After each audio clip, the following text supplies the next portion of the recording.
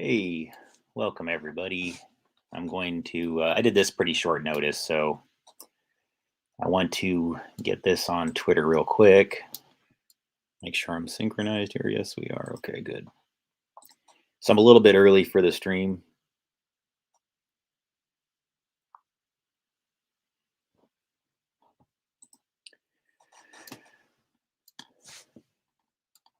So welcome everybody. I'm going to give it a minute or so. So if you're watching in the future, you might want to just maybe fast forward a minute or two while I put this on Twitter and things like that.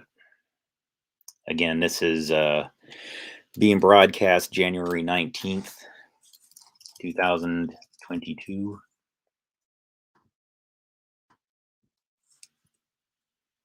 Sorry, my computer is moving like a slug.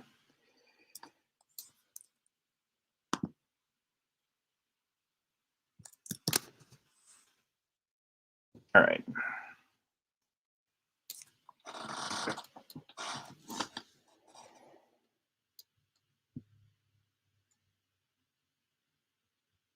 Wow, this thing's moving completely slow.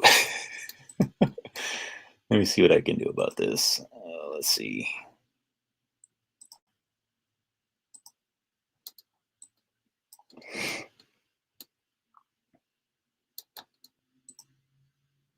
All right.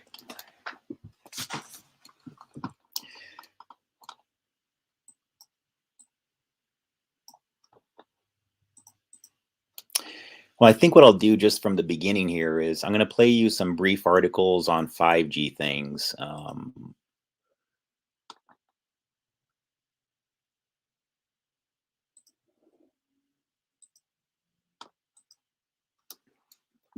I think a lot of people just don't even know what it is, and they sometimes mistake 1G for another kind of G. So maybe to start off the discussion here, just for those who are a little bit less well versed on what is what, like anytime I comment on things wireless related, I'm usually bombarded with an extreme of two types.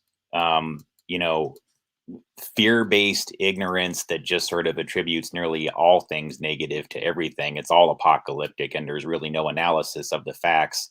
I commented on one thing recently about this on Twitter, and that's kind of what I got was like these two extremes of people that want to discuss it technically, and then those who would phrase it all as like false flag and that kind of garbage and whatnot.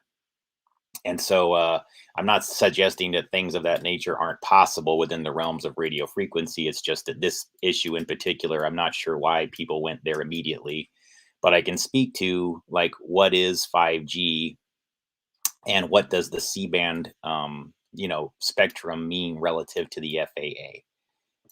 But before I do that, I think the thing to do,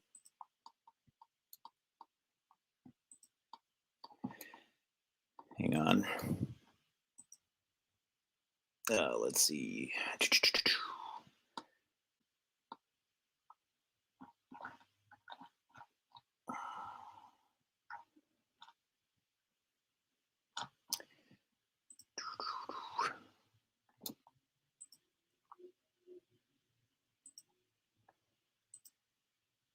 What I want to do is just get some basic 5G information on the screen for you so that we can kind of at least go over like what is what before I start getting into a deeper discussion about frequencies and bands and things like that. I just want people to sort of like at least understand at a core level what they're talking about, because most people, I think, just are confused about what it is. For example, a lot of people go like, oh, 5G, like I have in my home Wi-Fi, and it's not the same thing. But now it gets really tricky in that even 5G itself isn't strictly one band. It's primarily responsible for rolling out things in this um, upper gigahertz range. Well, maybe not upper, but I should say the extremely high frequency EHF band. That was a big part of this quote 5G rollout, but it wasn't exclusively bands that are of that frequency. And when you're the higher up you go within this whole megahertz and gigahertz, realm, the more cycles per second the waveform has as it leaves the antenna. And so this changes the characteristics of how the signal will travel and propagate. Now, my guess is the that that um, 5G EHF is valuable in these select urban environments because of the pinpoint focus of their antennas. And EHF is extremely good at that. But the C-band blocks that we're discussing here are really not in that sort of that upper gigahertz range like the rest of 5G. For example, I think it's like AT&T and T and Verizon here in the States. My understanding is that their 5G EHF rollouts were like more like upper gigahertz, like 26 or 28 gigahertz up to like 30 some gigahertz. And these C-band frequencies are basically like in this 3.7, 3.8 gigahertz realm. Okay. Already getting the bot users here. So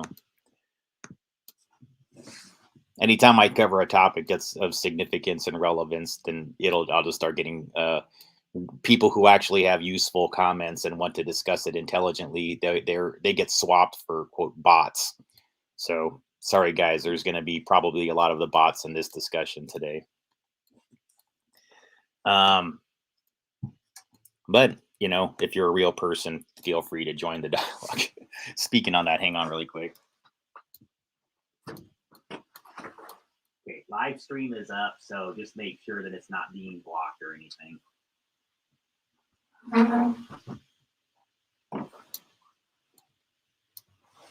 And I'm going to do a quick article, like I'm going to play something from my channel here.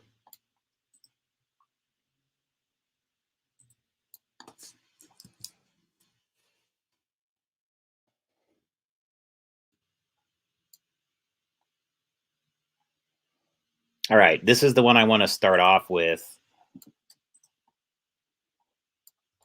And so I'm going to do a little bit of my prepared material that I did a few years ago when 5G was first becoming kind of a concern. And then I will transition over.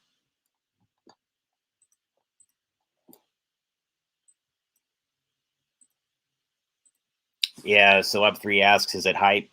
Well, I don't know. Look, I don't think I think it's a gray area here. That's why I want to have this presentation, because I don't want to like say that it's like nothing to worry about, but I also don't think like planes are going to be flying out of the sky everywhere the way that they're saying, and I'll explain why. I mean, there is a technical explanation, just so you know, and that's what I'm going to get down to here. All right.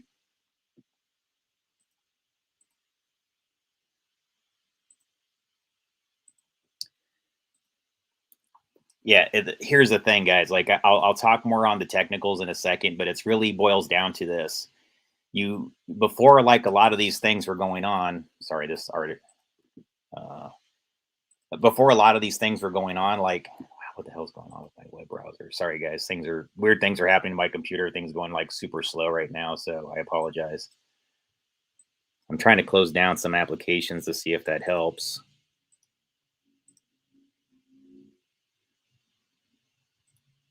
Oh, there we go. That's probably hurting it. All right.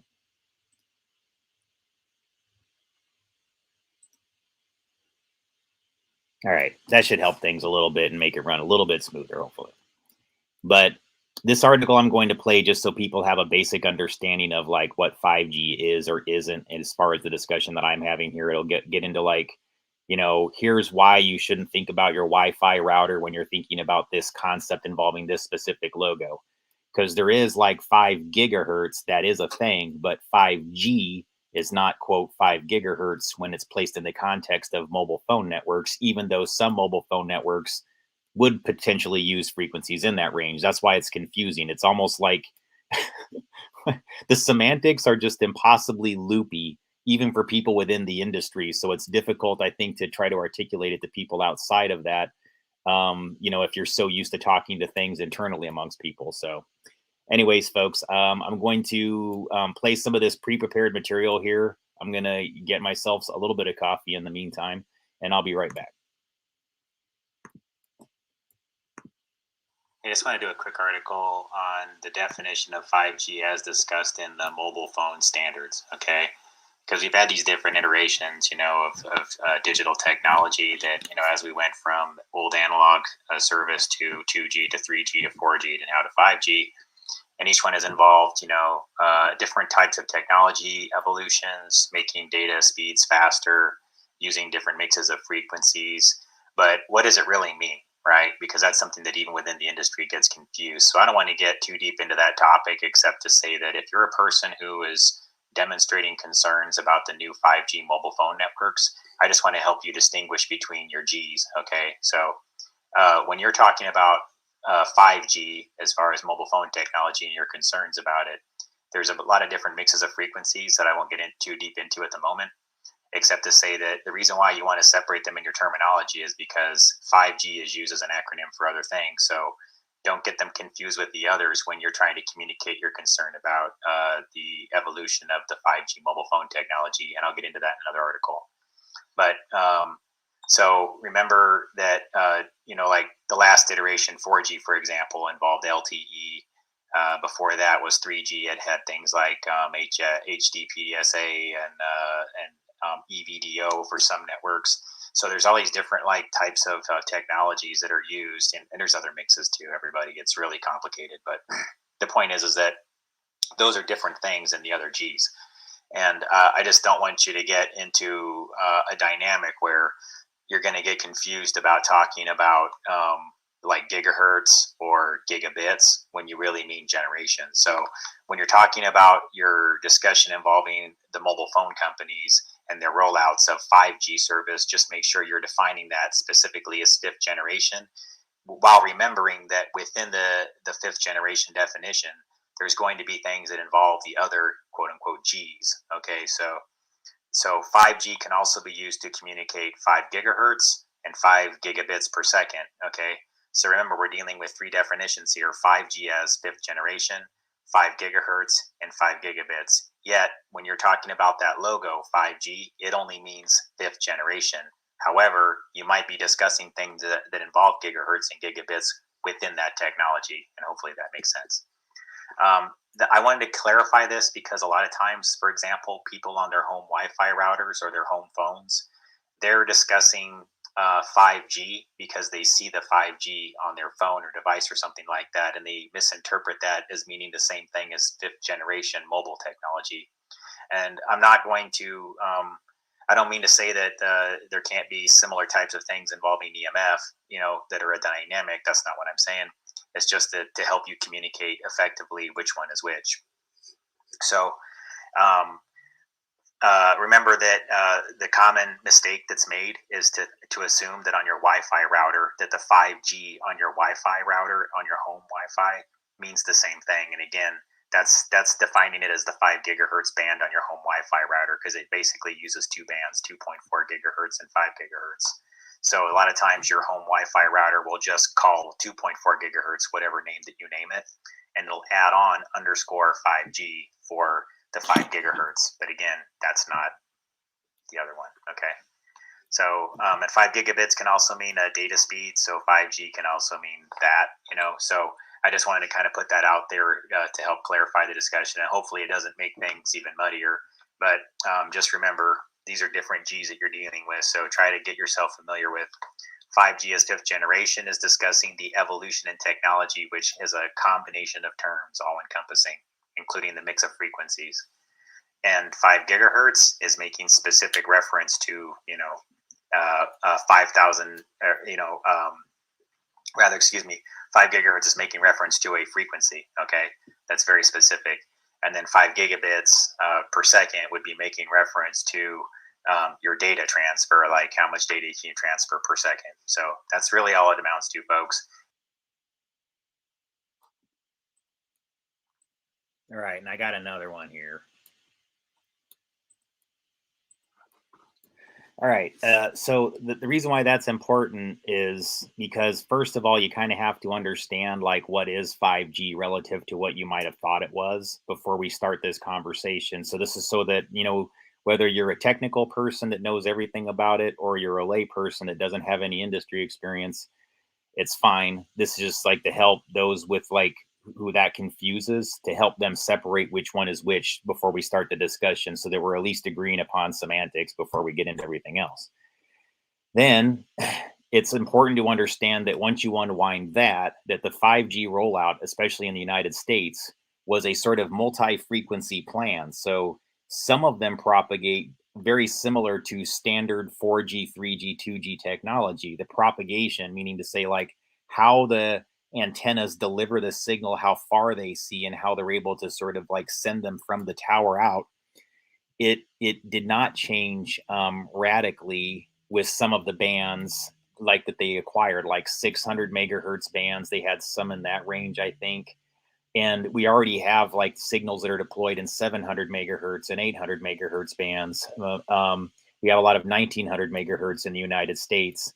But one thing we've never had within commercial wireless networks are things that are in that, pretty close to 30 gigahertz range. It's a way different characteristics with how it propagates. And I'll put this on a whiteboard soon before we get deep into the discussion. But think of it like this: old school UHF, the way it propagates in most areas is a little bit like you're trying to like create like a storm cloud that rains down on everything to cover it, right? Or you're raining the signal down on everything simultaneously, and then all the users can just be within this sort of tent of coverage delivered from the cell tower. And as long as it has enough resources, bandwidth, and everything else available to it, backhaul to the switch, it'll be able to process the calls of all the users as far as the amplifier can reach all the different mobile devices that are close by to them. But the 5G in the upper gigahertz range, it made it to where that type of delivery, it's different than that. It doesn't work that way. It's no longer the standard model of place a bunch of cell towers up every mile or two apart from each other and just aim the antennas down on the ground. These 30 gigahertz deployment, in my understanding, guys, I want you to also keep in mind, I have not been in the wireless industry the last few years. I semi-retired, I would say, about 2016. So I have not been a part of the engineering teams that would know intricately how this is all operating. So I'm just making sure that you're aware of that before we continue this. I'm not working for any wireless companies currently, and I don't get a lot of information from people in those industries ever, really. I get my information by reading trade publications like RCR Wireless and Fierce Wireless. These are trade publications that I used to read when I was an actual professional industry engineer. I did design of cell towers and things like that, so I know more than the average person about how to speak about these things. Okay, that's all. And just so you guys know, they did kind of train me as like an ignorant barely graduated from high school kid into being a design engineer. So that's kind of your benefit. I won't try to talk over your head because I didn't get a college education to learn how to do my job. I learned, like a lot of my peers, we basically just busted our asses. We were just very how do I say it? We just learned as we went along. We had a lot of leeway to make mistakes. It was early in the wireless industry in the 90s. And so me and a lot of the people that I kind of was, I guess you could say grew up with in the wireless industry in its infancy, we just all had a different way of doing things. And I think it's very restrictive now. It's extremely challenging to do projects now. You're very, you can't learn as you go the way that you used to be able to, because it would impact the network too much. But back in the day, like if you made a mistake or took down a tower or, for whatever amount of time, yeah, it wasn't good and you could lose your job, but it wasn't very likely. Those things just sort of happened back then. Now it would devastate a whole town if you did something like that, and somebody would probably be after your job. So things have changed a lot in the industry.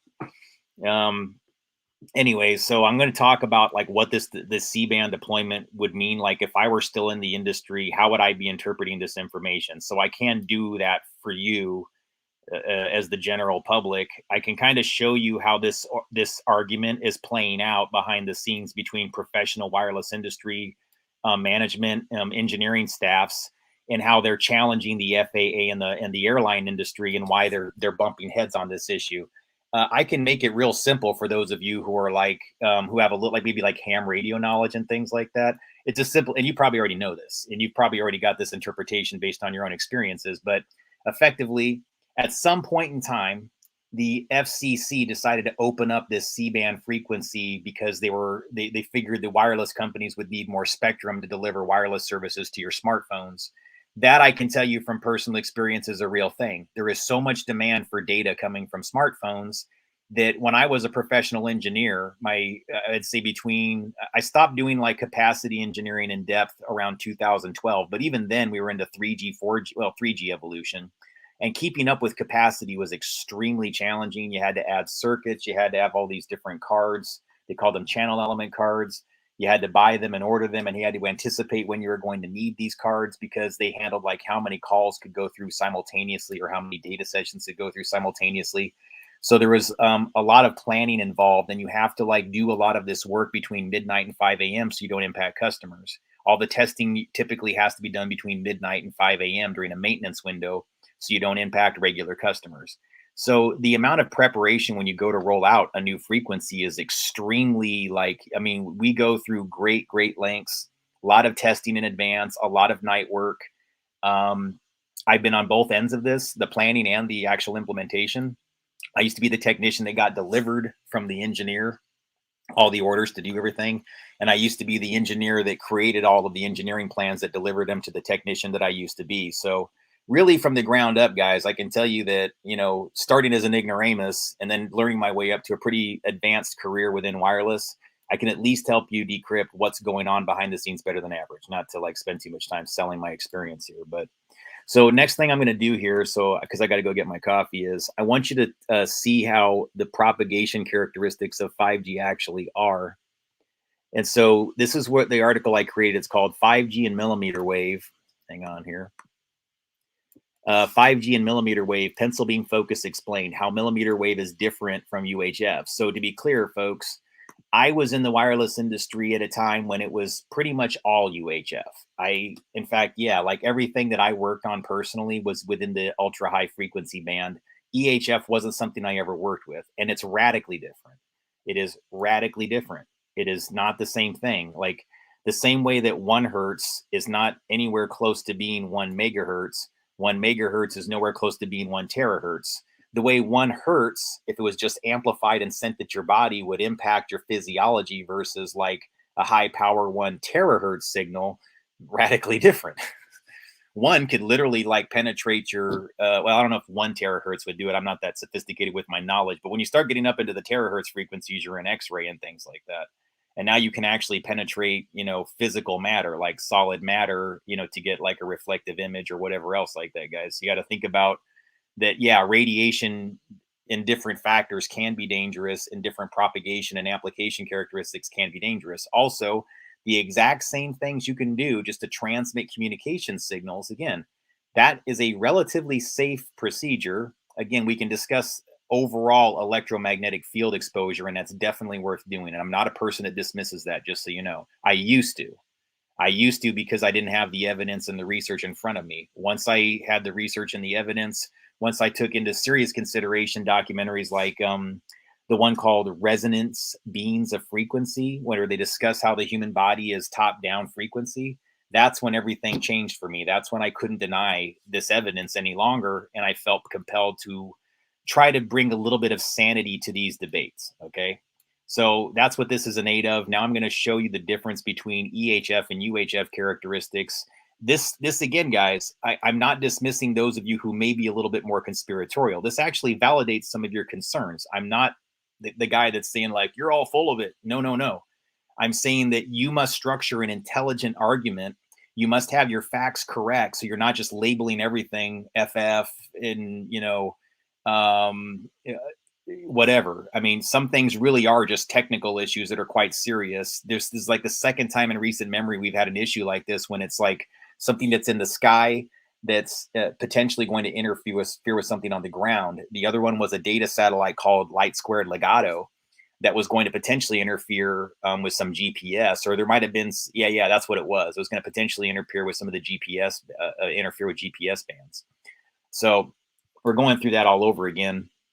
But this is way different because it involves the altimeters in airplanes, and they run at like, which one? I think the altimeters run at 4.2 to 4.4, give or take a little bit in there, gigahertz.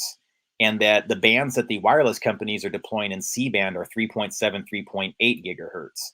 And so Yeah, I mean, I think to like somebody like me, I'm thinking to myself, well, yeah, 500 megahertz separation there between your bands. I mean, that seems like plenty. You're not anywhere close to one another. I mean, yeah, you're close, but not super close. I mean, all bands have this dynamic all across the entire country. So how are we going to mitigate this one?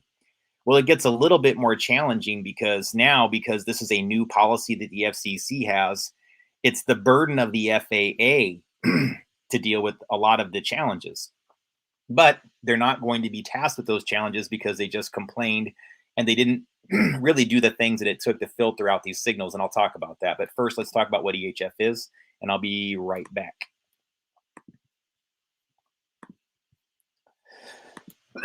Excuse me. UHF in our previous iteration. The reason why it's concerning to me is because I've talked about the potential. Hang on, sorry about that. Hey everybody, building on my 5G material, I wanted to get a little bit more into detail about what I talk about with the pencil beam characteristics of the millimeter wave. There's going to be a couple different frequencies that are going to be rolled out in the United States specifically. So you're going to have some things that are going to be like that 600 megahertz and the 2.5 gigahertz bands, for example. That's kind of like the flashlight I'm going to show you in this example, okay? Millimeter wave, that's like the pencil beam laser, okay? Well, I don't like saying laser, but again, it's kind of accurate as far as comparing light. But anyways, the point is that the focus of the beam is more like that, okay, like a pencil, right, compared to a flashlight. So this 5G presentation by Qualcomm explains it really well. The reason why it's concerning to me is because I've talked about the potential weaponization of these technologies in public spaces. And so knowing that they've already designed something called the active denial system that runs on 95 gigahertz, that's designed by Raytheon. You can find that in my 5G playlist where I have other articles on 5G and millimeter wave. Initially, I was mostly concerned about just millimeter wave once it became to my attention that, what it was and how it operated. I never really thought about it in terms of being a weapon. And then, so I saw the way it was being rolled out in public spaces potentially, and, tunnel systems, subway systems, underground areas, basements, and things like that.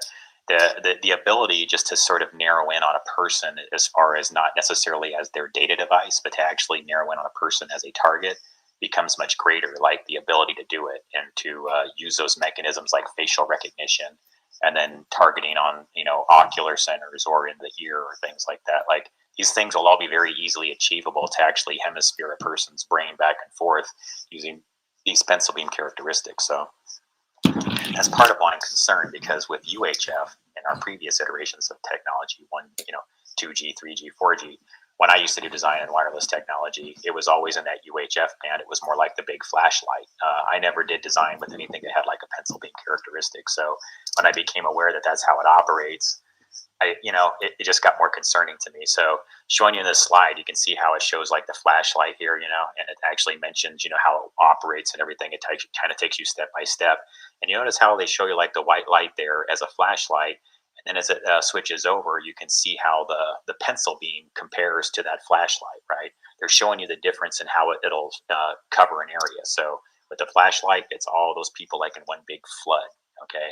But then when you go to millimeter wave, it's sort of like narrows in. It goes, okay, where are you, device? And it just uses like literally like about the size of a pencil or so. Millimeter wave is inaccurate, right? About the size of millimeters, length. So it'll narrow in on the target. In this particular case, that could be a person. It doesn't always have to be a device, because that's how the active denial system works. It's not looking for a device to link to. It's looking for human targets to link to. Since it's already been designed that way back in 2010, I think is how old that weapon is. So we're talking about nearly a decade old of design, R&D, and deployment, within the field and everything of something like that already.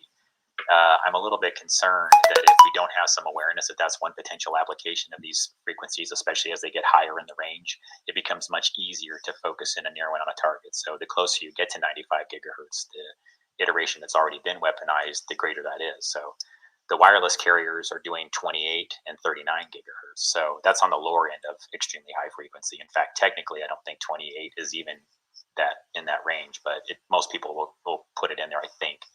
But what do you want to call it? And I might be wrong about that. Sorry, folks.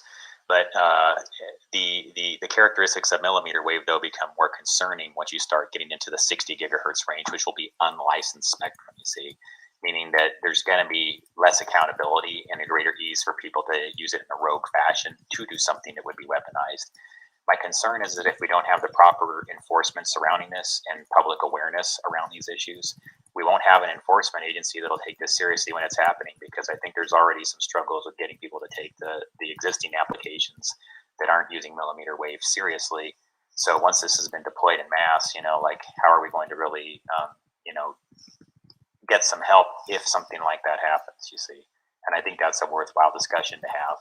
And, you can even look at Qualcomm's presentation here. The guy's like looking over at the Wi-Fi gigahertz, and in their own animation, he looks less than enthused about the technology. And I have to agree with them. I'm a little bit less enthused about this whole technology evolution. So, and I'm a former wireless professional, folks. I left the industry on good terms, and, didn't have any issues with them per se in the classic sense. I was just ready to leave.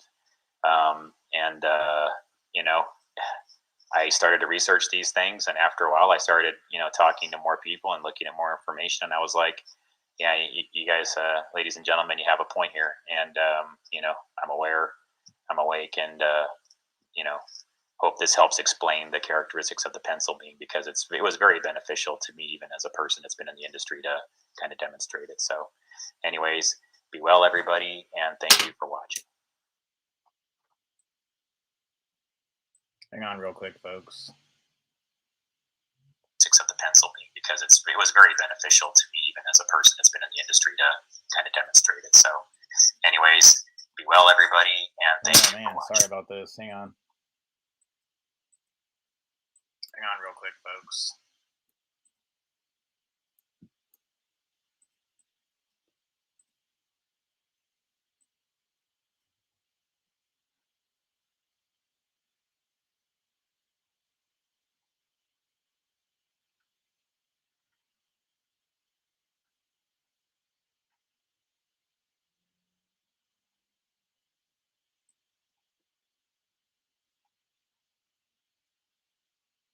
Let me think here, guys. I don't want to get too far off topic or too much into conspiracy land here. I want to stay within the realms of the discussion here. So hang on.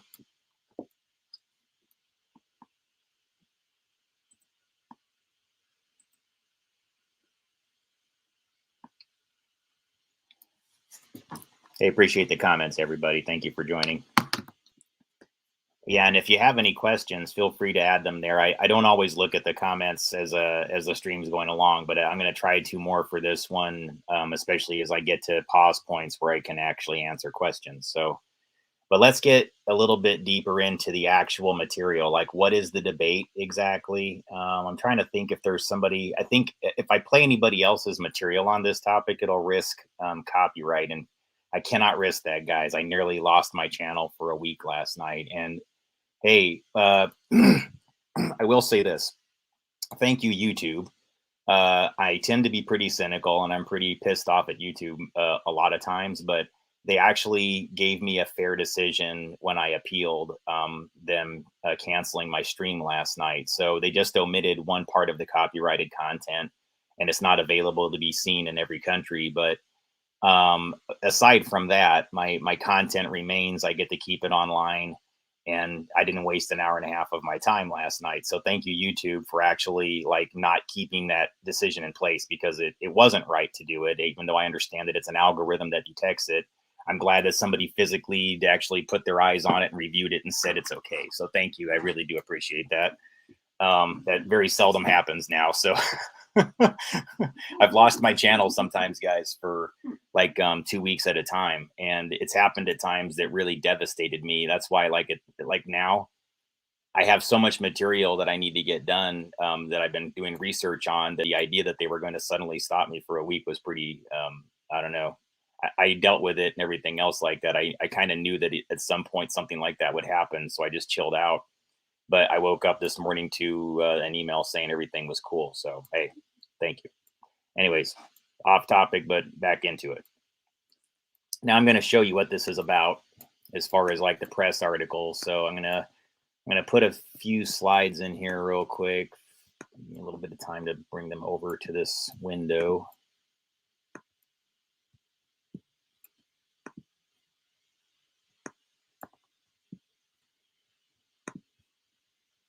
All right, we got it. Okay, A4A urges immediate government action to address 5G related flight disruptions, January 17th, 2020. Again, folks, it's a couple of days after, so I'll try to be better about these things when people are asking questions and not like, wait until people are already like going, what's going on?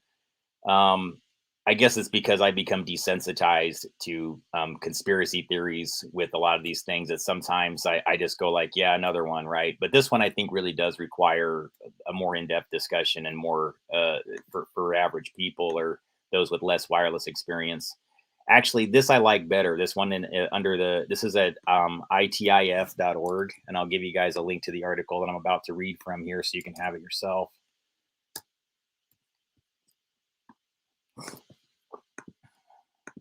All right, getting to it though.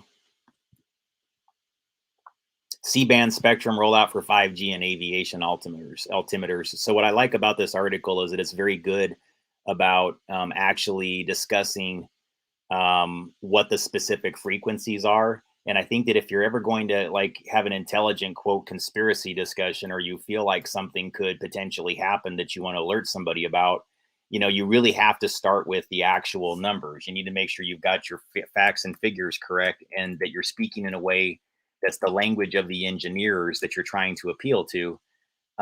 That's kind of important, folks, regardless of what your stance is on this, whether you think it's all hokum or you think that it's whatever.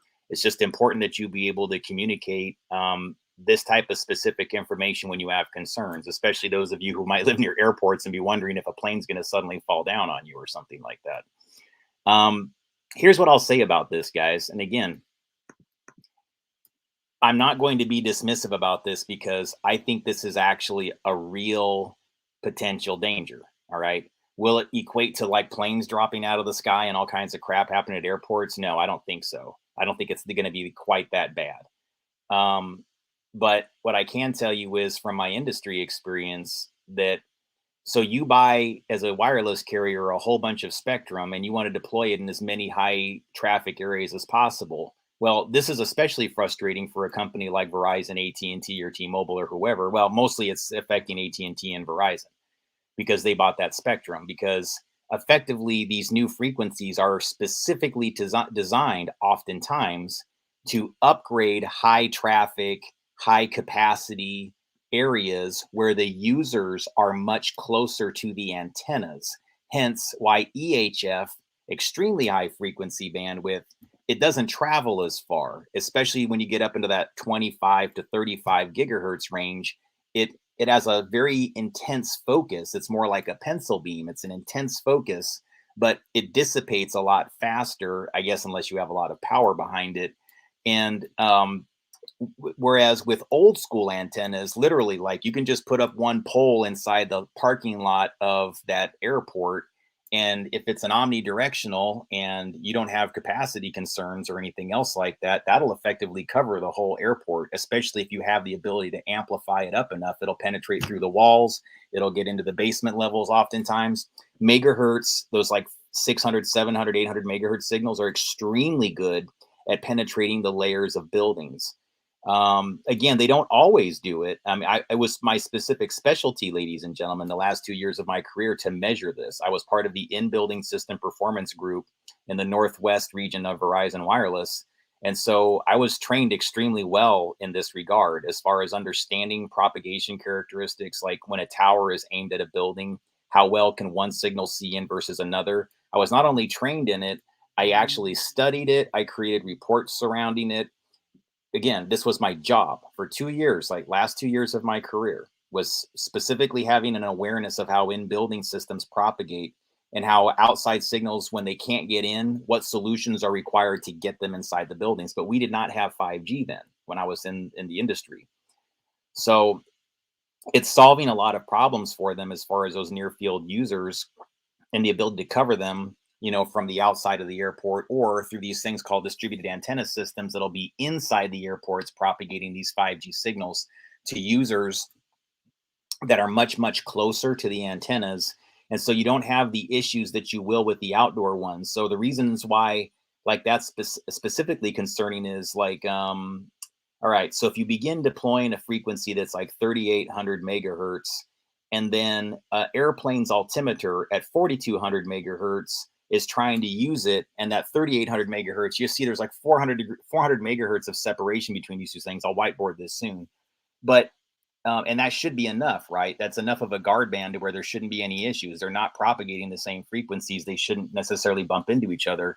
But here's the problem, guys. Like that old school equipment that the airlines have, they may be uncertain how good their filtering is. They may not have the technical, well, I'm sure they have the staff to figure this out, but do they have the ability to put a solution into every single airplane that effectively guarantees that their equipment will not drift, which means to say that there's filters for the bands that restrict how far the equipment is capable of propagating. So when it's especially dangerous for a signal to propagate in an area, they'll put in these notch filters or certain types of filters that say, absolutely don't let this signal ever escape when it's in this range. That's what the FAA is required to do as a result of this whole FCC decision to allow companies like AT&T and Verizon to do what they're doing. So here's the problem, guys. AT&T and Verizon are in the right. Their position is correct legally. They're the ones that have the right to say, hey, we can roll out our bands. It's the airport's fault. It's the airline's fault. It is. See, they bought the frequency. It now belongs to them. They get to propagate it in all the regions they purchased it in. Anybody else whose signals drift into theirs, they're responsible for filtering it out.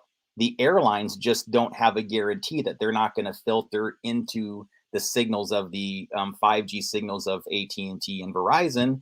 And AT&T and Verizon are pretty certain that they can avoid getting their signals out of that 4,200 to 4,400 megahertz range. In fact, I have no doubt, guys, I would have to do more research on it or ask some questions maybe.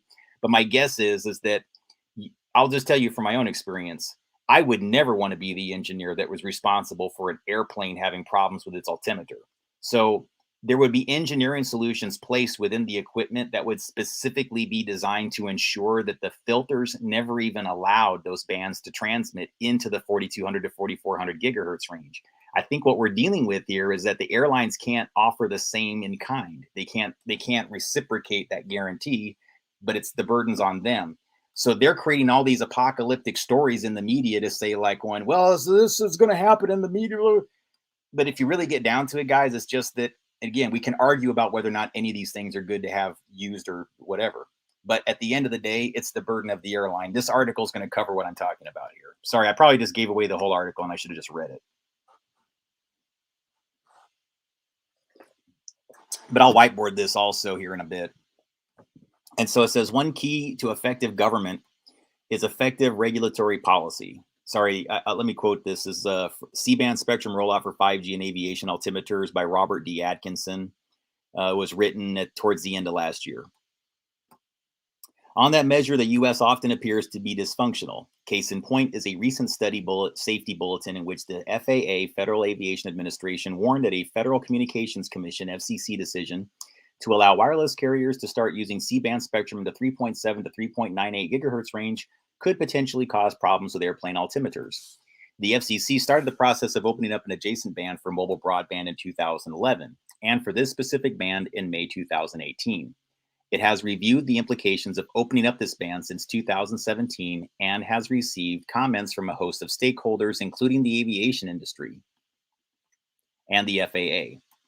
As a result of that process, the FCC decided to authorize the use of the 3.7 to 3.98 gigahertz band in phases, starting in 46 markets on December 5th, 2021, with operations limited to the lower portion of the band, 3,700 to 3,800. So folks, this is something that I must have misarticulated or didn't have a full understanding of before. So the whole overall issue is 3.7 to 3.98 gigahertz. And so the bargain that they've struck is they go, okay, we see why the FAA has all these issues. Your altimeters may drift into that upper 3,000, lower 4,000 gigahertz range because of defects or lack of filtering, and that could create intermodulation issues where it, unknown factors where an outside signal amplified into the antenna that it's interfering with or adjacent to, you get these sort of intermod effects. You get these things where just being that close, if there's not aggressive filtering done, yeah, there's potential issues. And so again, folks, I'm not denying that this couldn't be a problem. Yeah, it is. But it seems to me that the burden lies on the airlines to create a filter that guarantees that their equipment won't drift outside of 4,000 megahertz, which is 4.0 gigahertz. Excuse me, no. Yeah, it won't drift outside of the sorry guys, I'm getting this all screwed up. That it won't drift into that 3.98 gigahertz range that the C-band operates in at the top end. Okay.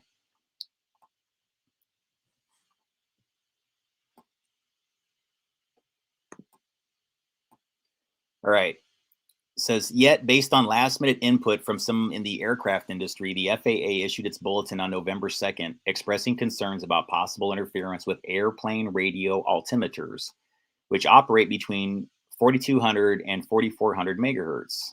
The bulletin called on aircraft manufacturers, radio altimeter manufacturers, operators, and pilots to take certain actions, mostly involving testing their equipment and reporting technical information to appropriate civil aviation authorities.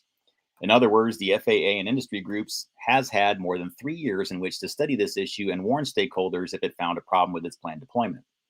Because of the FAA's last-second scrambling, wireless broadband carriers have agreed to delay the use of the band from December 2021 to January 2020, hence why we're here today, folks. So it's good that you get a little bit of the history behind what's been going on, because effectively the FAA's been kind of going like, but you can't. And they go, yeah, but we did, and they bought it, and so you've got to do this. And so they've been kind of kicking the can down the road this whole time, going like, yeah, well, yeah, but it's going to be a problem. It's going to be a problem. Well, the solution is basically that you have the filters in place that guarantee that none of AT&T and Verizon's equipment drifts in beyond 3.9 whatever gigahertz, that it's guaranteed that there's a guarantee in there that it's not only not going to drift, but there's also what's called a guard band, unused frequency between what is them and the other person or service that they're concerned about interfering with or being adjacent to, and that causing these sort of intermodulation effects. And my throat's getting scratchy. Hang on. Excuse me.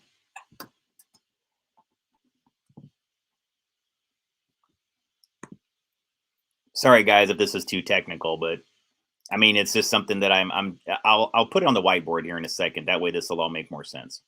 So it is important to note that whenever the FCC opens up bands of wireless spectrum for new uses, it carefully studies potential interference. For example, it undertook that process when it opened up 3.55 to 3.7 band just below the C-band, and it did so again for the 3.7 to 3.98 gigahertz band. Indeed, in its C-band order, the FCC wrote, "We are providing 220 megahertz guard band between new services in the lower C-band and radio altimeters and wireless avionics intra-communication services operating in the 4.2 to 4 gigahertz band. This is the double the minimum guard band supported in initial comments by Boeing and Aviation Spectrum Resources Incorporated." So all that means, folks, is like, say like this is like the band that you're concerned about. Say it's like, several hundred megahertz thick. And from, this point to this point is the service that the wireless carriers are using. And from this point, to that point over here is what the FAA needs for the airplanes. They proposed having like this band in between that neither one of them uses, and they sweep and clear from all of their equipment, make sure it's all filtered out. That way, before you even get to the point where there's any potential interference, the quote guard band is in there, and it just prevents it. Like if both the FAA and the FCC knows, like, all right, You make sure your filters are in place up to the guard band, and make sure that that's something you better have that under control. And I'm telling you guys, you would not want to be the engineer. You would not want to be anybody in the FAA, the airline, or the radio frequency engineer who designed the cell tower, let alone who signed off on that cell tower's decision or the final plan for it, if it had any potential interference issues with an airplane. I'm letting you know this is a guy that just had to deal with basic things like making sure that like our 850 megahertz equipment didn't bump into public safety equipment, because that was a problem when I was in the wireless industry. And I'm going to give you an example. Something like this happened in the wireless industry. It could have been something apocalyptic, I guess, if it involved airplanes.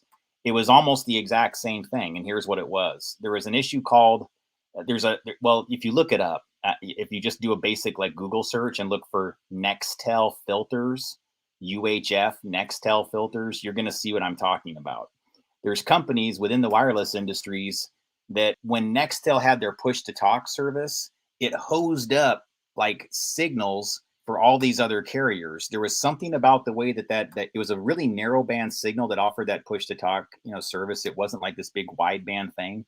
It didn't have the same data requirements, and it didn't have all the same whatever. It was a really unique service. It was like a mix of old school technology in tandem with new school technology. And it's kind of what made Nextel the company it was. It was annoying as hell, those of you who remember it. People going around who didn't need walkie-talkies at all, who could have a phone conversation going like, yeah, I'll be there in a second.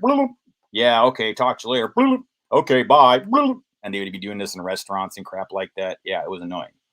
But the people who had the push to talk PTT Nextel service loved it. This happened to me. I'm letting you guys know this actually happened to me when I was a professional industry cellular technician. I was a network field engineer. I was working near the Hanford Nuclear Reservation in a town called Kennewick. And just off of Clearwater, any locals will know what I'm talking about. It's now, I think, a church or something like that, but it used to be called Clearwater Cinemas, and it was next to a couple car dealerships. And over there at that intersection, you guys will probably observe if you're in that area, there's two cell towers. One is behind that church inside that parking lot that used to be Clearwater Cinemas, and the other one is over by what used to be the Lescavar, and maybe still be Lescavar dealership, okay? Hey, Fred's here, he knows. Yeah, so you know what I'm talking about then. These are the towers. The guys, this is exactly what happened to me. So you'll have a real case of something very similar that involved, not having proper guard bands and not having proper filters. And I'm going to tell you guys something. Even in the wireless industry, this left a whole bunch of people kind of like, what the hell's going on? Like a whole bunch of us had no clue. There was no broadcast across the entire country. Like we had to learn about this on a case-by-case basis, something that you really can't afford to do when it comes to airplanes. So again, this is a serious issue. It's not lacking the seriousness, but its solution is a lot easier than they're letting on. And it'll trigger fear in the conspiracy theory communities in a way that's probably a little bit excessive, because it really is just a matter of if they get their guard band worked out and their filtering is extremely good and nobody makes any mistake and their testing is very rigorous, there should be no problems here, really.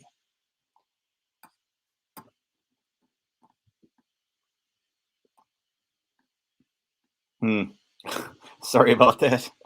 Yeah. So anyways, yeah, so Fred, just to get you guys, those of you who are local to what I'm talking about. So if you know where I'm talking about, on Clearwater, kind of close to where 395 comes in, like the 395 intersects there, and then it takes that angular street, which I can't remember the name of right now for some strange reason. I don't have a map in front of me, but there's two cell towers over there. Okay, you'll probably notice when you drive by.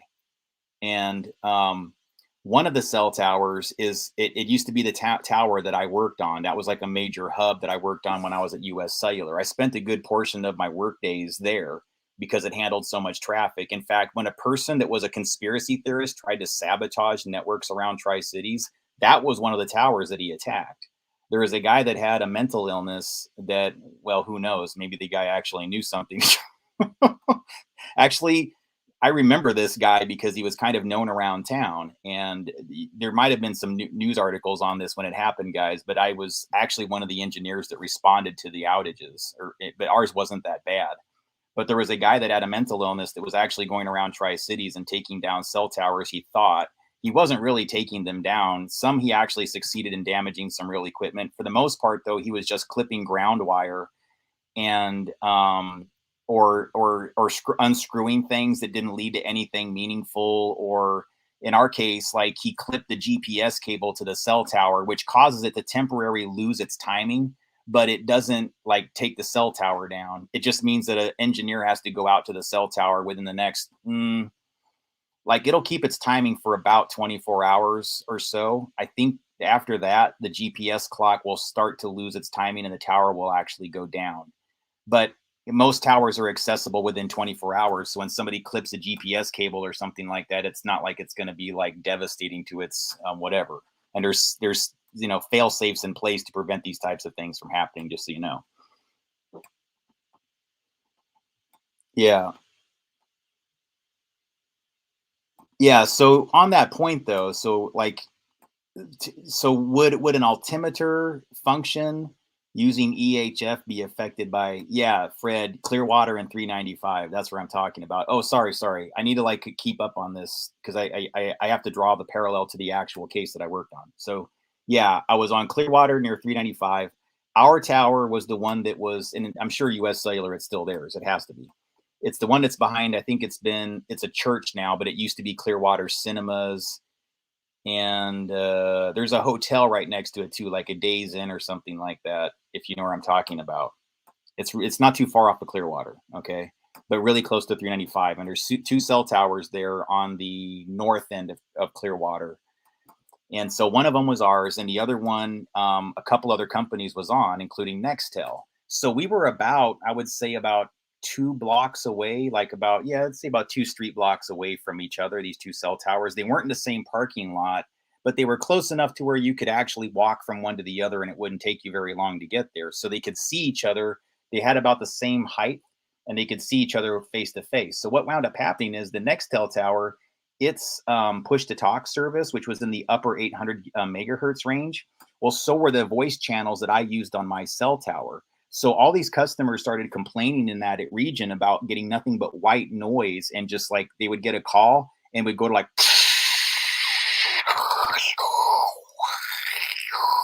and their call would drop, or it would just stay like that the whole time. I went out to investigate the issue, being kind of a junior cellular technician, not really knowing very much yet. I only had like a 2 or 3 years in the industry, and this would have perplexed even an expert. I mean, I didn't know what was going on. I was completely lost. Luckily, a couple of guys that were like really super old school, served in the military, like they had Army satellite SATCOM type experience. A couple of them worked for Motorola at one time. They came to the rescue. They drove like 3.5, 4 hours out to Kennewick to meet me. And they already knew what the problem was. They told me it was filters. They said that the voice channels that we operated on in certain portions of our band were so close that to the Nextel ones that the guard band was almost non-existent. And so if your filters weren't closed incredibly tight, it allowed some of the signal in from Nextel. So our solution was to voluntarily manually go in and actually reduce the bandwidth on the filters to remove anything that Nextel's push to talk service could transmit in, and that solved the problem, and we were able to restore the tower. But it was doing this for about 2 days, and that is a heart attack type. So I mean, it's like when that happens to you as a cell site technician, it's embarrassing. Like everybody's like constantly writing you. You're getting 2 or 3, like you're trying to solve the problem, but you're also getting calls like pretty much every 15 to 20 minutes going like, have you fixed it yet? Have you fixed it yet? What have you done so far? Can you give me a status update? It's intense. And I was completely exhausted, and these guys came to my rescue and everything, and they helped me fix the problem. Yeah, 27th, you got it. No, not 27th, not 27th. No, it's Clearwater, and I know the one you're talking about, the one 27th. I actually did design one on 27th, just so you know. But no, this one's a lot. Well, actually, is it 27th? No, it's Clearwater, dude. It's where Clearwater, right when it runs into the 395 there, kind of where the Country Gentleman restaurant, I don't know if it's still called Country Gentleman anymore, but it's really close to that Lescavar dealership. That's where the Nextel tower was. And if you go a little bit further down Clearwater from the intersection, that's where this one I'm talking about is. So they weren't that far away from each other, just a couple blocks, but that was the problem. It's an almost the same solution. Well, the same problem. And I'm thinking probably a very similar solution can be put in place to prevent airplanes from falling down. But, yeah, okay. Cool. So yeah, there's something. It's yeah. Fred's kind of giving me some feedback here. So sorry guys, those who aren't reading the chat. But Fred, just so you guys don't know, he's from the same area that I'm talking about. So that's why like some of these stories have a little bit more local focus for him. 509 is the area code that it's in. So that was the area that I worked on, was in the Tri-Cities. I was a cell site technician for US Cellular. I worked in their retail office for a little while, and then I transitioned into being a sales technician and a network field engineer.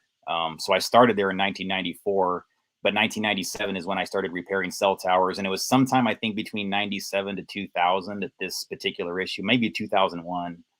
Might have been earlier. It might have been 2000, 97 to 2000. Somewhere in that window is when this specific issue happened, if I remember. And it created, such a whatever that eventually the wireless industry responded and started making a profit from it by companies, independent companies, producing very good filters that just eliminates the problem altogether. So, hey, folks, I'm sure something like that is already out there, and there's already companies that are offering them to the wireless carriers. Perhaps what the wireless carriers may just want to, like, I'm sure there's somebody's doing this, but if I were to offer a solution just to keep, let's forget the tinfoil hat things a little bit, and let's just talk about keeping planes altimeters working and not whatever. Maybe you guys should think about just having a mutual agreement to have filters implemented on all of your communications equipment that could potentially impact C-band relative to FAA and airline altimeters. That there's an agreement, a shared agreement, but now it's going to be burden of cost. And here's the thing, guys. I mean, when it comes to burden of cost, I do feel like the FAA should take, or the airlines or the FAAs have to create some type of allocation for the airlines to deal with it, however that works. But it's the burden is on them to take care of this. Will they? Who's going to verify who did and who didn't?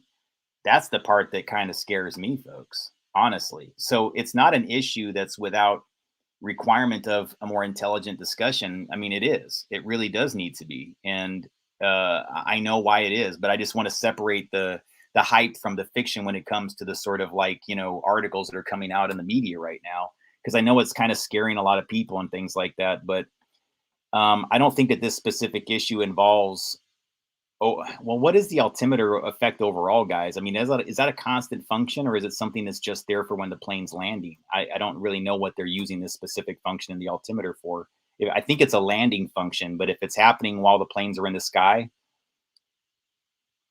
I guess the best thing I could say is if you rely that heavily upon a frequency to keep your plane in the air, and there's awareness that these frequencies can be broadcast aggressively into the sky to jam the altimeter, well, you've got a problem right there, and you have to think of other solutions. Don't you agree? I mean, instead of this always being about, this versus that, maybe nobody's thinking of the right solution in all of these cases. That's all. I mean, but I don't have a deep knowledge of what that 4200 to 4400 megahertz spectrum that is so concerning to the airline, what it all involves.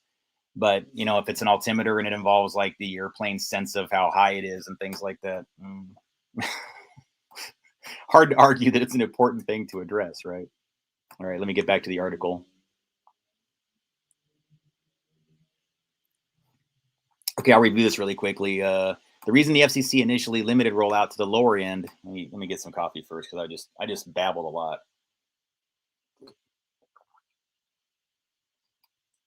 And I'm going to whiteboard this to make it easier to understand. Okay, I'll make that like the last half hour of this after I'm done reading this article.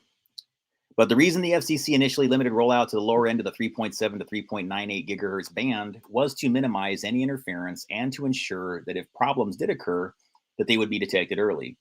Moreover, it's important to note that even when a user of spectrum operates within their assigned band, users of adjacent bands can experience interference if their radios are deficient or do not effectively limit listening to the band they are assigned to. So that's what I was just explaining to you guys. Like the thing about Nextel, like broadcasting white noise into our voice channels. Yeah, until Nextel came around, that wasn't even a problem. Until their tower came around, we never had this issue. We didn't cause it. Yet, in this particular case, when we researched it, the burden was on us to filter their signal out because they were actually transmitting within their assigned band and they weren't floating outside of it. But their proximity was so close to us that because we did not make our filters limit to the bands that they were only required to be in and did not filter out Nextel, it created a problem where Nextel was allowed to actually create this interference issue within our network. So it's a little bit like, well, who's responsible? Well, ultimately we were, because they actually were doing what the FCC allowed them to do. Yeah. So the LaRock says they think it's hype, that their buddy has a friend in CIA who has DoD info and said there's nothing to worry about. So that's all I'm here to tell you guys, is that this is more to do with just a simple like a frequency handshake agreement and whatever else like that. But no, there's not going to be, if you ask me, if there is planes falling out of the sky, I don't believe it's going to be because of this issue. Here's the thing, guys. Like, all right, if this was going to do what the conspiracy theorists say, then I think terrorists would be using this method to like make planes drop out of the sky left and right. Don't you agree? If the plane relies that heavily upon this bandwidth to function as a plane and to successfully navigate, then I think terrorists would have already thought of this and actually been doing it, because it's actually, if you have a sophisticated mind and you feel like doing something like that, these aren't really difficult things to achieve. That's the kind of the scary thing about our reliance upon radio frequency and wireless signals overall. Nearly anybody with a wideband transmitter and a little bit of know-how and some amplifiers and knows how to, make some antennas work the right way can wreak a lot of havoc. I can understand why they would want that knowledge to be somewhat hidden and occulted to many over time. But hey, guys, yeah, there's a lot of things that can be done to sabotage networks, and I don't think that that's really an exaggeration, or sabotage these types of systems, navigation systems. That's all. But yeah, I tend to agree. I think that the fear mechanism is mostly hype, and I think what it's designed to do is to pressure the FCC into mandating more of the solutions lie on the burden of the wireless providers, quite frankly. And my guess is, guys, that if the wireless industry is doing what I think it's doing, and I remember this just from my own experience, nearly every company that I worked in or for had this type of mentality. I promise you, this is how they are, at least within their engineering environments. That safety is absolutely their first concern. We always make sure in the wireless industry that every 911 phone call processes properly. It's devastating to us if we learn that something happened like that. Like, we will go out and go like, what happened? How did it happen? We will go out and forensically troubleshoot. Like, how did that process properly? We need to figure this out. And that's why a lot of my information lately has been about trying to get the awareness of the wireless industry that there's quite a bit of things that are being done off of their network that spoofs their network in these exact types of environments, and then pushes people onto these sort of Cobham Stingray private networks that look like a wireless company's network but are not. And they can do a lot of things to sort of like use you as a patsy or a mule for their files by meshing you into like a private enterprise server environment where you as one device are doing the traffic of several and you're unaware of it. And that's done through air interface jamming that throws your phone off of its cell tower network and pushes it onto a private network that these people that surround you are running. And so again, guys, if people can think to do nefarious things like that, and there's no one really addressing that in a meaningful way, then you have good concern to worry about this potentially, and the fact that not enough is being done here. But the best thing I can tell you is that as a person that used to be a person that would have been affected directly by this, I would have been the design engineer that would have been like having to generate all of the propagation models that said this won't interfere with that.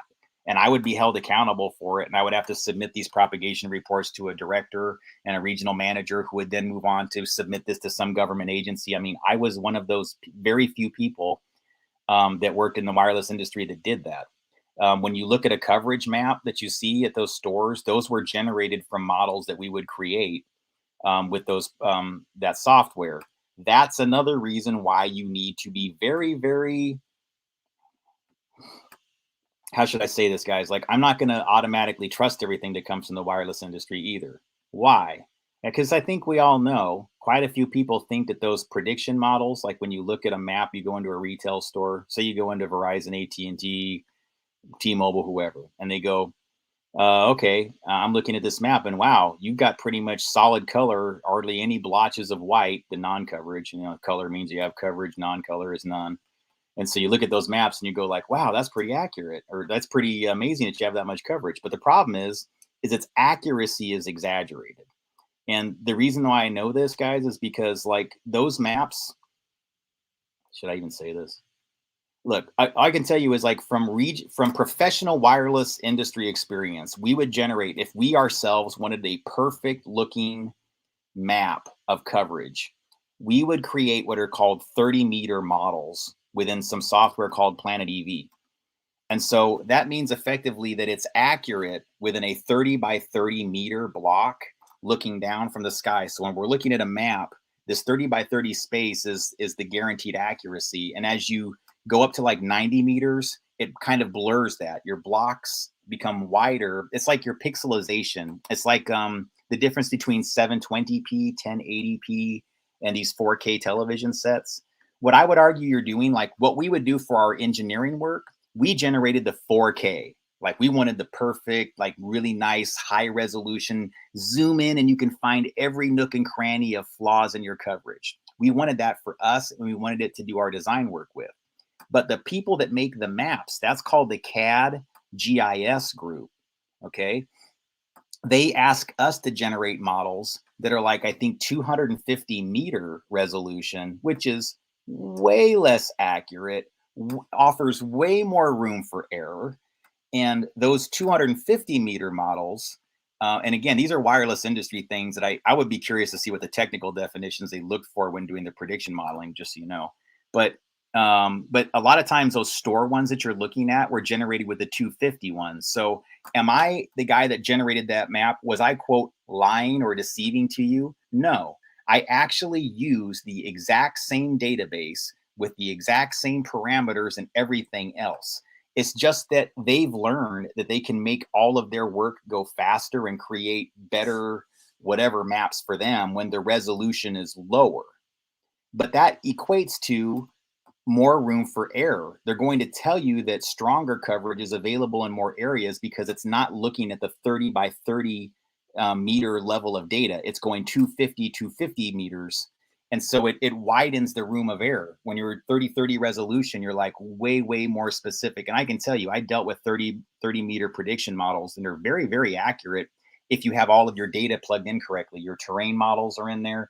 You have propagation models from previous towers to show how it already, rests on the land. There's all kinds of ways you can, quote, tune the models that you propagate these with. I worked at US Cellular, and I would argue that even though we were a small rural company, we had some very, very stringent standards on doing this, okay? I also work at Verizon. I'm aware of how stringent their standards are when it comes to these things. And I know that these aren't people that like to fudge numbers. However, it's possible to do it. It is possible to generate reports that intentionally give a rosier picture than is the reality. I know this because I ran the calculations. I'm aware of how it can be done. You can lower your terrain models unless there's an agreement that says you can lower the resolution of your terrain models, or rather increase the resolution, however you want to say that. But you can go from one type of resolution to another, and that significantly changes. Like the same way a 720 image doesn't look the same as a 4K. With a 4K, you'd be able to stare like at a map of like an actual map. If you look at the resolution the same way, a map displayed on a 4K television set with all the terrain and everything, you would be able to see all the nooks and crannies. But if you put that same image in 720p resolution on the same screen, it would be blurry. It would be a little bit washed out. It would still look pretty good. But if you were really trying to tune in and find out what like the nuances of the land were, it would be way more challenging with a 720p image compared to a 4K image. That's the difference of a 30 model versus a 250, okay?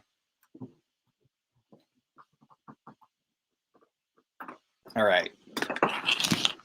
So now I want to talk about more, I guess. Well, let me finish this article and I'm going to start whiteboarding this a little bit. All right. So it says, in these cases, the fault is not with the new operator, assuming that they are staying in their band, which wireless operators do. it is with the adjacent user. As such, any responsibility for upgrading deficient older altimeters lies with their owners, the airlines. So this looks to me more like a campaign from the airlines to make the public really, really scared of what's going to happen. And then they generate demand through that fear that makes the wireless companies take on more financial burden than they would normally be responsible for. And I think that's really what it amounts to. The airlines just don't want to have to put out the money to fix their altimeters to filter this out. And my guess is that the wireless industry, being as smart as they are, have already implemented filters that make any potential problems for this any fault but theirs. They're going to make damn sure of it. I'm just telling you from my own experience. It almost will never be the problem coming from them. They also know way too much individually about propagation characteristics within the company. They have too many geniuses in there that specialize in this to make those kind of mistakes. They would make sure that it's never going to be their fault if something like that happened. I can promise you. So it says the analogy would be if two houses in a country with a noise ordinance that has been set at a certain level, assuming houses have modern double pane windows. If one of the houses has older single pane windows and they hear music from a next door neighbor that is within the county noise ordinance, that's their fault. The other neighbor still should have the right to play music in accordance with county law. You see that?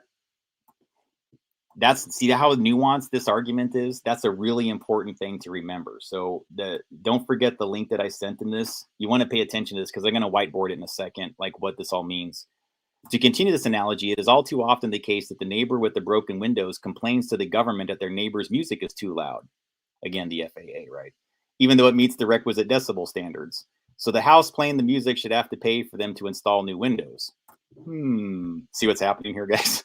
In the case of C-band spectrum, the broken windows are the older altimeters that may pick up interference from 5G operators in the adjacent band, and like neighbors with a single pane window. In this case, it's the responsibility of the owners of older, less accurate altimeters to fix them so they operate in the band they were licensed for. So the whole thing here, guys, is that you can see what's happening. The airlines are worried that their equipment doesn't meet the standards. They don't want to have to meet the burden. So they're postponing all the wireless companies' plans to roll out 5G in these areas.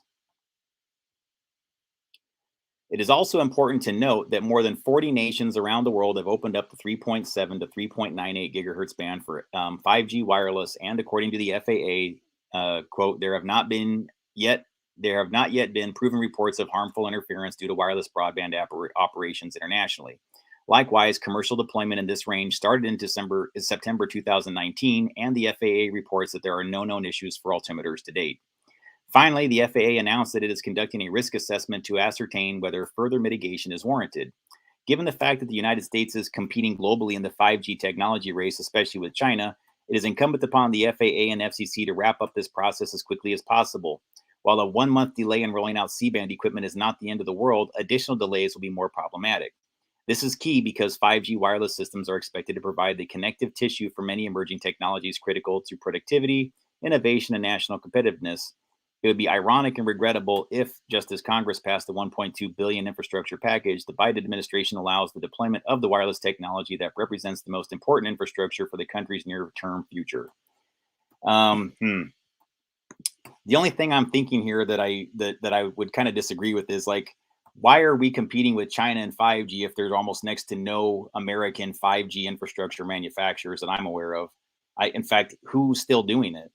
Because I don't think Motorola designs switches anymore, if I remember correctly. I mean, they have older ones that are out there, but I don't think that they're doing like new technology evolutions, are they? So are there any American companies that even provide infrastructure? Last I checked, as a wireless professional, if I looked at a base station that was installed in any of these switches, nearly all of them came from another country. If you're in the United States, your base stations either come from Swedish manufacturer Ericsson or Finnish manufacturer Nokia. Those are the two main base stations you'll find almost anywhere in the United States. Any tower, I promise you, is going to have probably at least one of those two base stations, if not multiple of those two companies. And their main competitor, I would say, is probably Huawei. And then another one might be like Samsung Telecommunications. But and then Northern Telecom used to be one of the biggest ones that was a competitor, but it got pretty much absorbed and bought out by Ericsson many, many years ago. So now it's Swedish.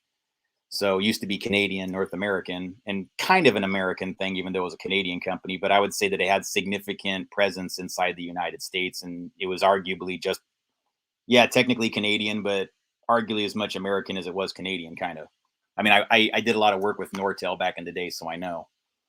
All right, so let me put on some. Let's see here. I'm gonna change the camera really quick.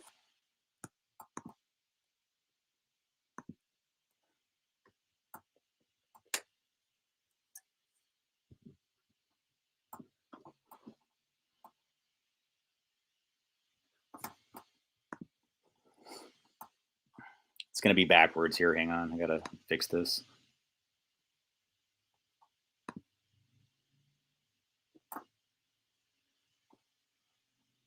Hmm.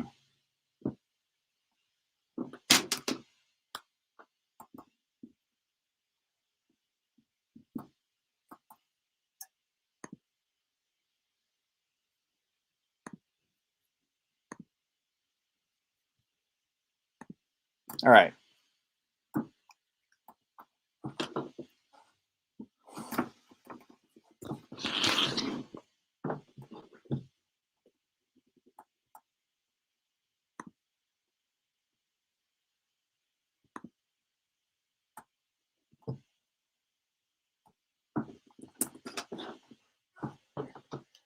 So it looks to me like what you have here is, all right, here's, let's say, let's just talk, this will be like the airport.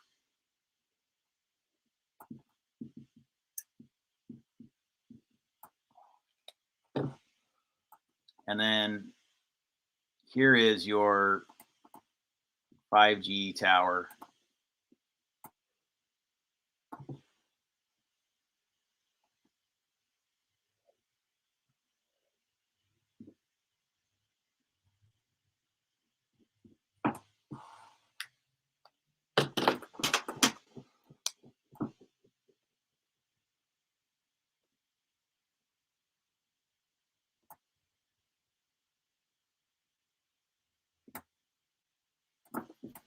I'm not an artist, guys. Hang on.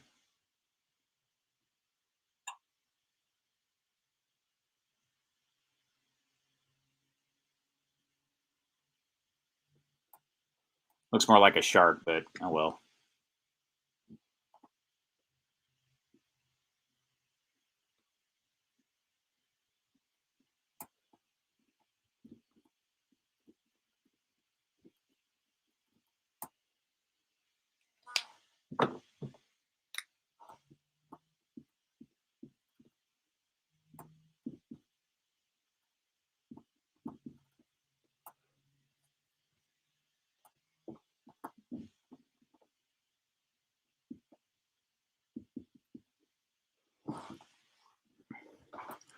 So really what you have here, folks, is the argument is these are the two bands.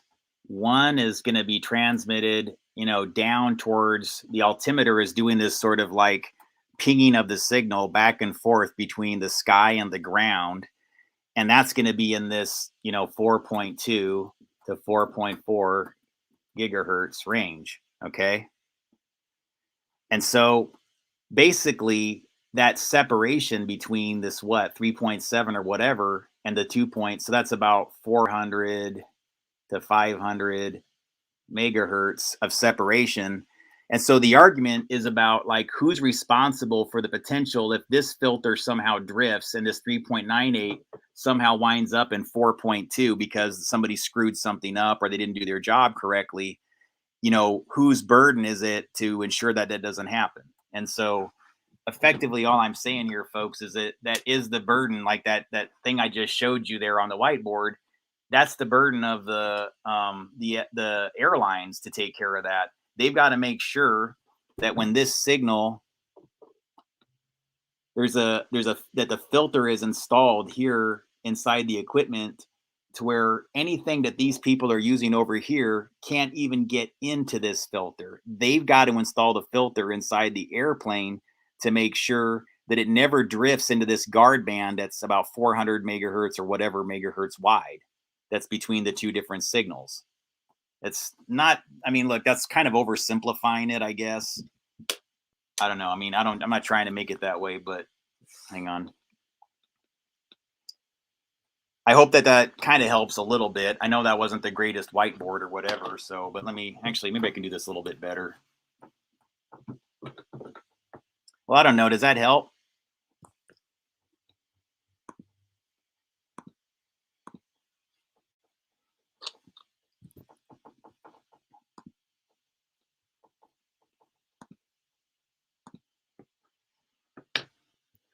I mean, does that help folks, I guess, or do you have any questions on how that's all kind of happening, or can I clarify anything, or do you guys have any other just general questions about 5G, or does that basically kind of separate what the difference is between the hype or whatever? I'm trying to think of any potential questions that I might have if I didn't already have a kind of a grasp on what's going on here. But like, is it a case where if the airplanes don't fix it, that planes are suddenly going to drop out of the sky? I don't think so. I think what it's going to amount to is that they'll just begin detecting more anomalies within that gear, but I don't think it's going to be something as devastating as like completely causing gear to fail. That all being said, I don't even know if I should talk about this, but like many years ago, back in the analog days, this is why like no two arguments can ever be the same. Like one of the big reasons why folks like they make people turn their for years, and I think they're relaxing this now, but people would have to turn off their cell phones because there would be a fear that the signals would cause interference with other things on the airplane. That wasn't unfounded back in the 90s because mobile devices weren't the low power devices they are currently. I don't know what is all these new standards with 5G and 4G and everything else like that exactly, but I do know that all the mobile phones that I was working on prior to, well, the smartphone technology, CDMA specifically operated at 0.02 watts maximum, power. And the mobile phones that were in the analog days that were like car phones, bag phones, the ones that actually had like the corded ones that you lifted up and had like a transmitter base, those were 3 watts, 3 full watts, 3 full watts. Those things, when you put them next to a computer monitor, the monitors, the old school computer monitors, if a call came in, the monitors would start to flicker and have issues. Or you would see them like, like you could see like the pattern of the signal coming in flicker on the monitor, and it would create these like pulses in it. I mean, really, guys. So it's not unfounded that the EM fields from higher power wireless transmitters back in the old days can have an impact. Okay. Um, so there was a guy that used to come in the office in the mid 90s. This is before I was a technician. And he worked for one of those like medical, like air flight places that does like regular airplanes. They would sometimes, because we lived in kind of a rural area that couldn't handle some of the more sophisticated operations, if there was an emergency that required like air med, there were some teams that were local that could fly a person from Eastern Washington over to one of the more, sophisticated hospitals that were in Seattle quickly. And one of the guys that worked for that, I remember, would come in all the time and just like, shoot the, what with us. And I didn't particularly care for the guy. He kind of seemed like a bit of a braggart and things like that. And he would always ask, like, he goes, but it's cool if I take this with me in the plane, right? And I go, it's recommended that you do not operate those phones in an airplane. There's no guarantee that they won't interfere with equipment on the plane. So no, you shouldn't use your phone in the airplane. He goes, well, I've tried it, and I mean, it works up there. I go, I have no doubt that it probably works when you're flying low. I mean, these are, there's probably times where you could make it work that way, but you shouldn't, and you should power it off when you get in the airplane for potential interference issues. Well, guys, then I don't know, it was like sometime in the next year or so, it was a big thing that happened. This would have been those who are local. You might remember this even. There was like an Aeromed plane that crashed. I remember the guy's name, but I don't want to say it. But yeah, the plane went down. And I remember thinking that guy used to brag all the time about, like, I would tell him, don't take your cell phone up there. And he'd go like, well, I'm going to do it anyways. And so that's a 3 watt mobile. So would that happen with a 2/10 of a watt mobile, let alone several of them on a plane now? No, I don't think that something like that has the same potential of happening. But I think on an old plane that wasn't maintained as well as like a sophisticated commercial airliner that did have less sophisticated altimeters, that a 3-watt mobile phone being right next to something else that broadcasts frequency, and if the guard bands aren't separated, like that's an example of where one thing that isn't necessarily on the same signal as another thing, but having a lot of power and being close to another piece of equipment, there may be things where it could cause interference with navigation, altimeters, and other things like that.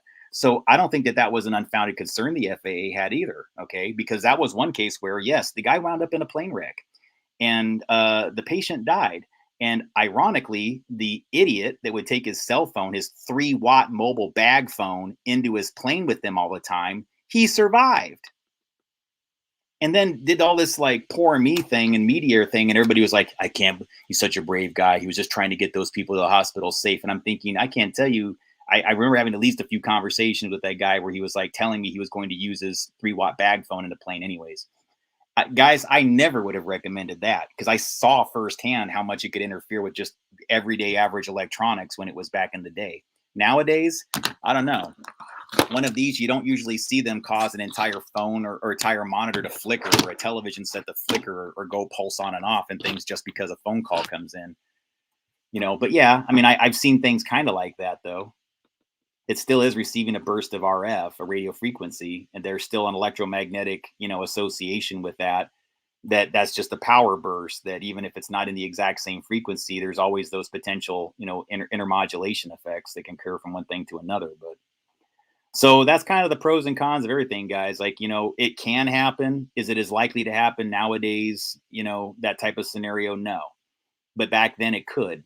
So I'm aware that when you're operating these extremes of logic and you're not looking into specifics, how much a person could be left with the impression that it's always going to cause that problem. Well, no, it's not. But a 3-watt bag phone in an old airplane that doesn't have sophisticated equipment and filtering in it, sure, it could happen. And why take the risk? Don't do it in that scenario.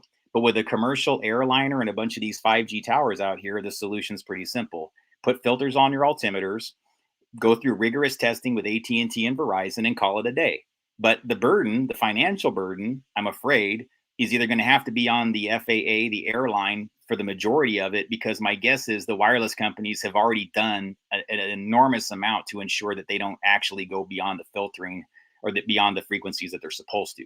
I'm just telling you that as my time in the wireless industry. You know, you can call me an apologist if you want to. It's just one of those things that even if you thought they were horrible people, that's one thing that I can tell you that they don't want to be responsible for is causing interference with an airplane.